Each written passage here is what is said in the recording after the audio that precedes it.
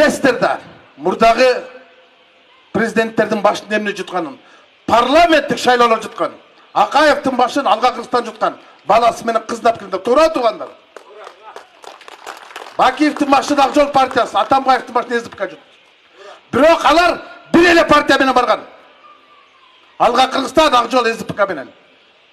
Булар 200-дүүлүк эмес, 300-дүүлүк кылып, 3 партия менен баратпайбы?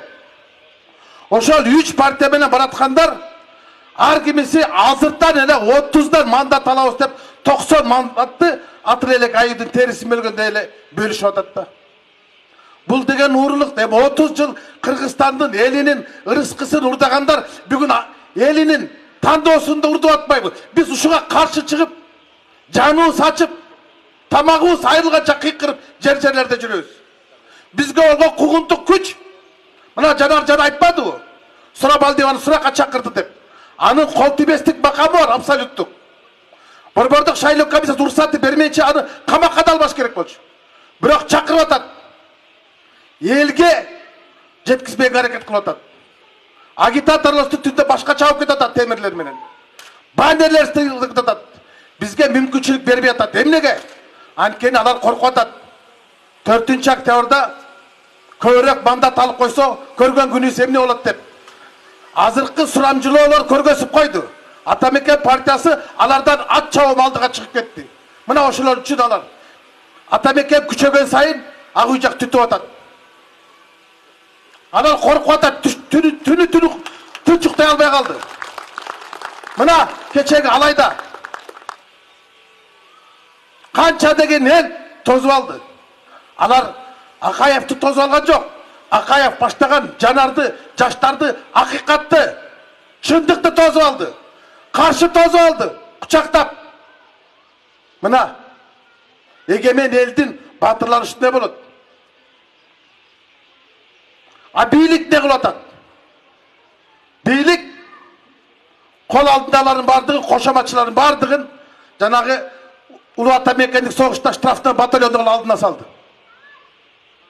3 партия кылатат, 300-дүүлүк кылып, 3 партия кылатат.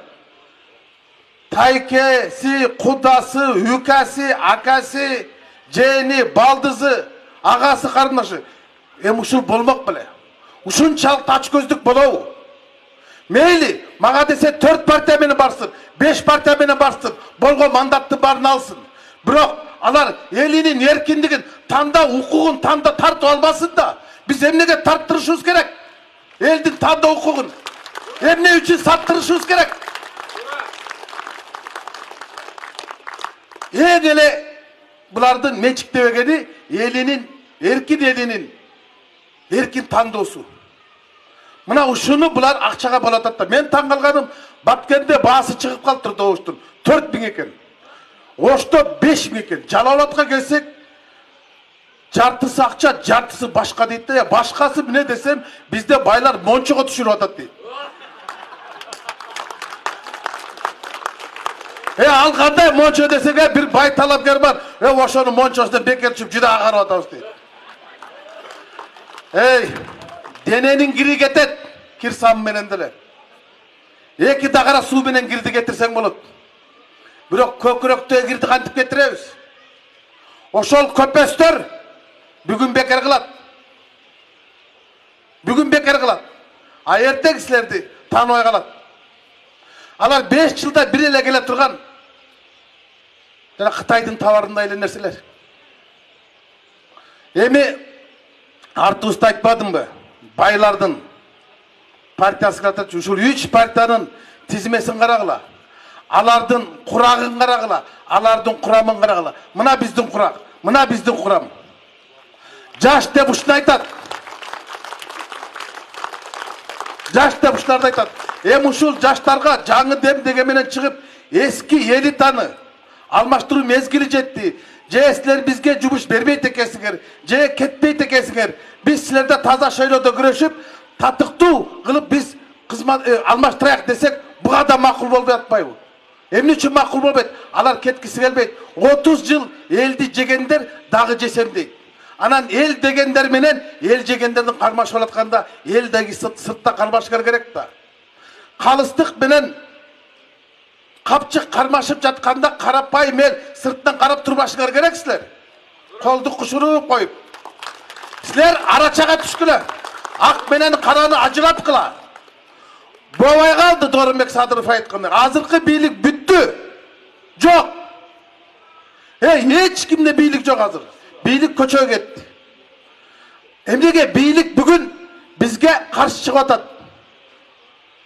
Бийлик эмне үчүн бизге атандаш кылып бизди бутага алды? Эмне бизге балекет оюн салды? Анткени бийлик, биздин кыргыз бийлиги байлардын, олигархтардын, бандиттердин барымтасында калды. Алар колго түшкөн плендей болуп туруп, колдору байланып калды. Баштары айланып калды. Алар эч нерсени башкара албай калды. Эң ирде байлар башкарып атат. Байлар парламентке барасы деп кыргыз өкмөтүн алдына салып айдап алды. Анан айтып атат. Ата мекенди жайлагыла деп. Анан байкуштар жүрөт мына. Биздин артыбызда бүгүн кечкери 2 машина жүрдү. Дэви Нексе менен Форестер. Аларды кылар жумуш жокпу? Же мына Кыргызстандын душманы жанарбы? Же менминби? Биздин парламентке барганыбызда трагедия эмес. Алардыкы биз келечек деп жүрөбүз. Силер же келечекти тандагыла, же кесепетти тандагыла. Же ата мекенди калкалагыла, же биротоло ата мекенди талкалагыла. Же биз силер менен бирдикте алардан кутулабыз, же биротоло тизе бүгү утулабыз. Башка жол жок туугандар. Башка жол жок. Байлар дагы базып алса, дагы 5 жылга базып алса анда шоорубуз бүттү. Анан кийин айтпагыла. Бармаңарды тиштеп отурасыңар. Шайлап алып дөдөйдү баш оорулар көбөйдү деп. Дөдөйлөр баратат. Көңдөйлөр баратат. Көкүрөгүндө эчтекеси жок. 5 жолу депутат болгон, 6 жолу депутат болсун деп бели бүк жүйүп калган, тиши деле түшүп калган. Элден чыгып калган. Уялып калгандар баратат, уялчактар. Бандиттер баратат. Ушу Кыргызстанды 30 жыл тондогондор. Акаевди саткандар, Бакиевди саткандар, Атамбаевди саткандар, анан азыркыны сатпайт деп кимдер кепилдик бересиңер? Сатат да булар. Сатат да. Анан ошолор кайтара баратат да биз сизди сактайбыз депчи. Алар сактабайт. Сактаса ушу кечке сактайт эле го. Алар өмүр бою кошоматтан чыга албайт. Коркуп жумуш кылат. Мына ушундай кыйын кырдаалда Кыргыздын эртеңкиси бүдөмөк болуп калганда азыр дагы бир уюм чыкты да, баарына каршыбыз депчи. Ай баракелде дейсиң да. Ошол баарына каршы дегендерди мен бардыгын пикирин сыйлайм.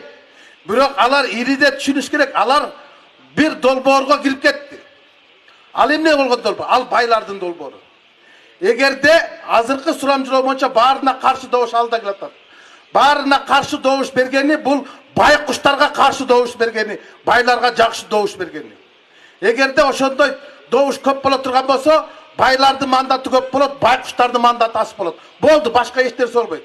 Алар ириде ушундай кадамы менен алар тиги байлардын, бийликтегилердин камчысын чабып атат. Анткени 16% ала турган болсо, 13 мандат олигархтарга өтүп кетет. Дагы эле 10-11 депутат өтөт да, дагы 5 жыл кыйкырып чырылдап өтөт. Алар көз алдынча бюджеттеги, мен бюджетти орусчадан кыргызчага отурган бюджет деп. 5 жылдык бюджетти бюджет булар. Биз ошолорду жебесин деген эле балдарбыз. Ошолор дебесин, алар дебейт, алар жегенди гана билет. Урматтуу туугандар, адамдын ар намысы, акыл парасаты, адамдык сапаты баары абийирде. Ушул абийир менен акча күрөшүп жатканда абийирге жакын барыңыздар. Абийирди сактап калыңыздар. Абийир деген эмне? Абийир ал добуш. Адамдын жан дүйнөсүндөгү жалгыз байлыгы ал добушу. Бүгүн эң кымбат добуш байкадыңыздарбы? Добуш болбосо мен келмек эмес, бул келмек эмес, паспортуңарды чогултмак эмес, форма экимини көчүрмек эмес, Бишкектеги туугандарыңар салам айтмак эмес. Туурабы? Добуштун баасы кымбат, бирок андан дагы Кыргыздын келечегинин баасы андан кымбат. Добуштун баасы азыркы добуштубуз алтынга тете. Анан ошол добушту бүгүн биз пулга айлансак, Кыргызды кулга айлантабыз. Башка жок. Же биз шайлайбыз, же біротоло жайлайбыз. Эки гана нерсени тандайбыз. Ак менен караны. Же жаштарды, же аларды жегемдеген карт баштарды, же байларды, же тайларды. Же жанарды, же аларды. Башка жок. Өлкө тең башка жок. Силер бүгүн чындыкка жардам берем десеңер, Чыныбектин баласына жардам бергиле. Акыйкатка жардам берем десеңер, Акаевдин небересине жардам бергиле. Башка жок. Жок, байларга жардам беребиз десеңер, байларга да жардам бергиле. Биз ага деле каршы эмеспиз. Бирок ата бабалардын арбагы алдында атуулдук парзыбызды, кыргыз деген карызыбызды эмне деп айтабыз? Акыретте суракта айтабыз да, сен doğuşumdu satmadık böyle. Sen geleceğini satmadık böyle der. Doğuşun satkan, konuşun satkan da.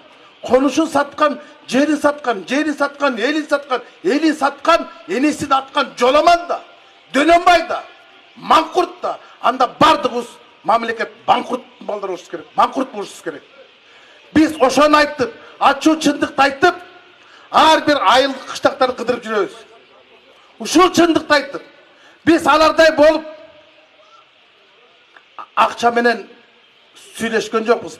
Биз ар кимибиз келип, алдыңарга келип, мына сейтектей болуп, баш ийип, добушуңарды сурап атат.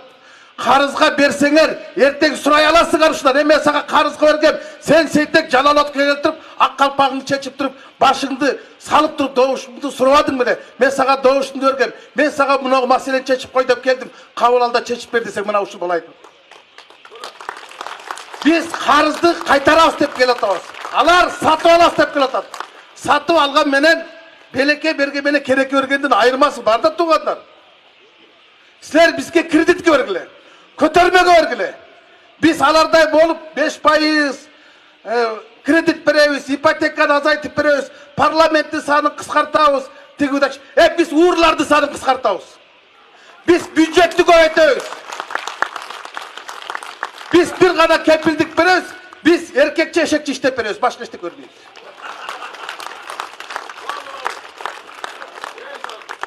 Anan, urmatlı Жаллат туғандар, мындан кийинки сапарыбыз Базар Коргон, Нокен райондорунун менен андан нарын өтүп кетебиз.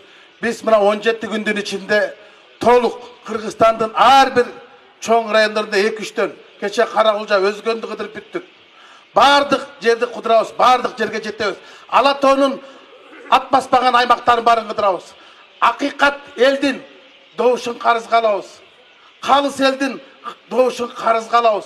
Намысын карызга алабыз. Айырын сактап калабыз деп жалындап, жалбырап жүрөбүз.